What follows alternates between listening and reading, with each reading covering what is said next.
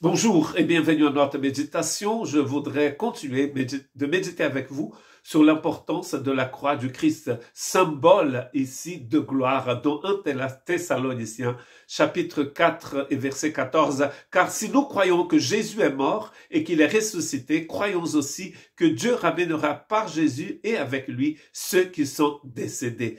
Donc, dans la gloire, nous serons dans la gloire du Seigneur, car Jésus est mort et il est ressuscité. Et du coup, Dieu va ramener par Jésus avec lui ceux qui sont décédés. Paul nous parle dans Éphésiens, par exemple, et aussi dans Colossiens, que nous sommes en Christ et Christ est en nous.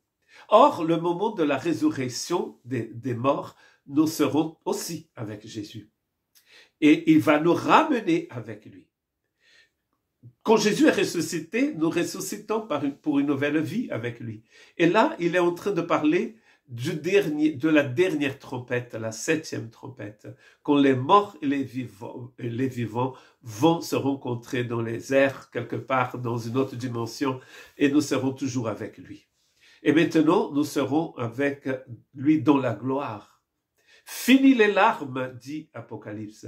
Fini les douleurs, fini les guerres, les conflits, les mauvaises pensées, tout cela sera enfin, pour toujours, fini. Djerna, comme disent les Wolofs, complètement djerna, tac, pour être vraiment très précis. Et cela aussi, c'est l'œuvre de la croix.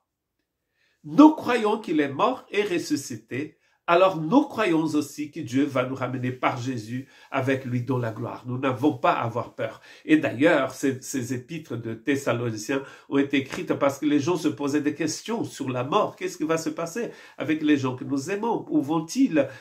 Donc ils avaient un peu d'insécurité, peut-être même de peur.